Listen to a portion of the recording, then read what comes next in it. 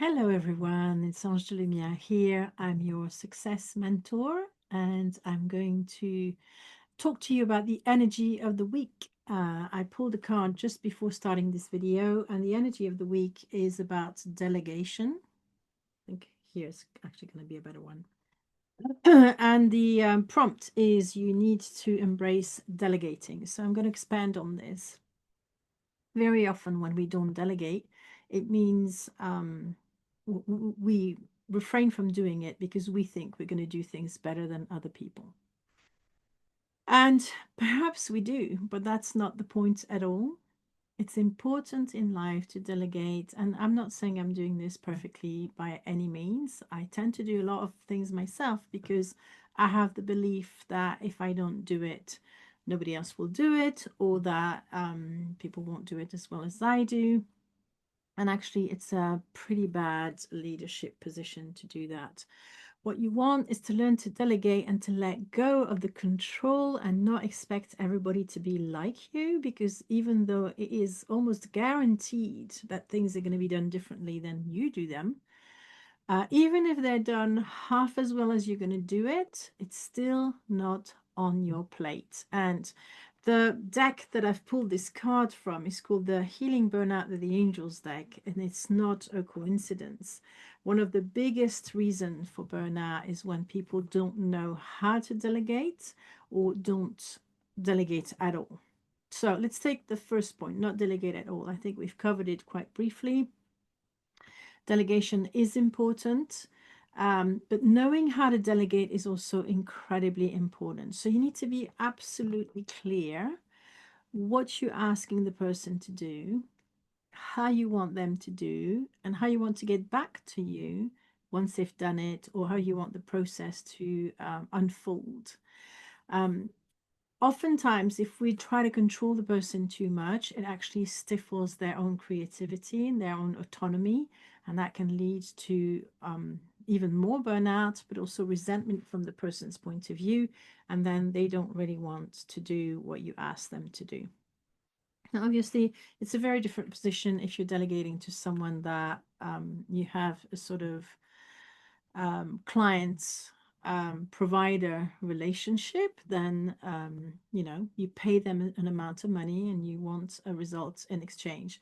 It's a little bit different when you're in a bigger organization, depending on whether you are that person's manager or not. Sometimes within organizations, we actually have to ask people to do certain things that are not necessarily under our authority. So that requires, I suppose, more diplomacy and more of a knowledge on how to get people to do things that you want them to do. Oftentimes, sharing the bigger picture can really help. Because if people understand why we want them to do things a certain way, and they understand that there's a goal at stake, and they understand the state, why this goal has been set up, then they can buy into it much easier. So a discussion about why the task is important can really help. And also you can discuss your preferences and say, well, I would do it this way. What do you suggest? Are you happy to do it this way? Would you prefer to do it another way? And open a dialogue. I think when people are seen, they tend to put a lot more effort into the things that we ask them to do. I think that's what I'd like to say. But ultimately, that delegation process, the more you think about it, the more you structure it, the more you put thoughts into it. I think a lot of problems come from when we're not clear. We say, oh, can you do this? You don't give a deadline. Then people don't know exactly, and it could go to the bottom of their priority list. So it's important to have clear guidelines, a clear deadline, not make it artificial, give some context so people understand why it's important to have it by a certain day, and then allow them time to start implementing it, and maybe have a halfway point from the time you give the task to the time that it is due, to ask them how you're getting along, how you're finding the task, do you need any support, Do you need any training? Has something come up that you don't know how to deal with? So that they know that you care about the process as well, but also how they're getting along. So that would be my general suggestions about the delegation part of it. Now, obviously, entire books have been written about delegating, and depending on your style, depending on the style of the person that you're delegating to, I think it's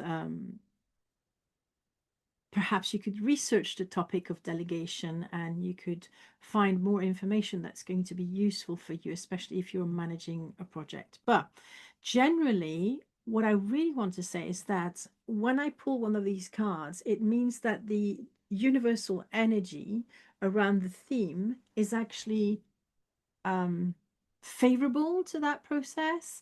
So it is going to support you more than another week, for example, where the energy is going to support another kind of process. So if you're watching this video, what I want to say is that maybe it's been on your mind for a while that you need to delegate and you haven't really taken the step because you weren't sure how to do it, or perhaps could be the other way around. You've been delegating too much and you need to pull back the reins a little bit or take stock of how it's gone and if it's the right people that you've chosen to delegate.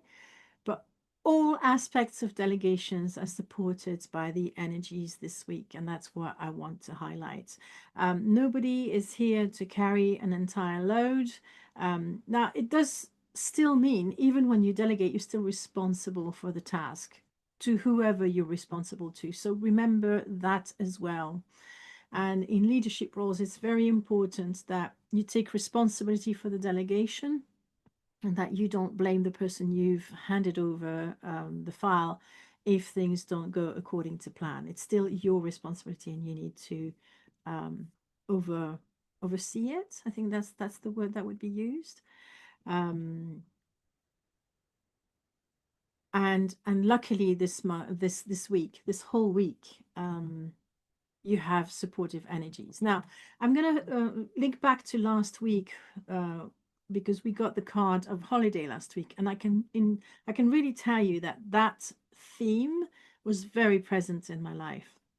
And I don't know if you watched last week's energies, but I find that actually these cards are really on point. So I'm personally looking forward to this energy of delegation.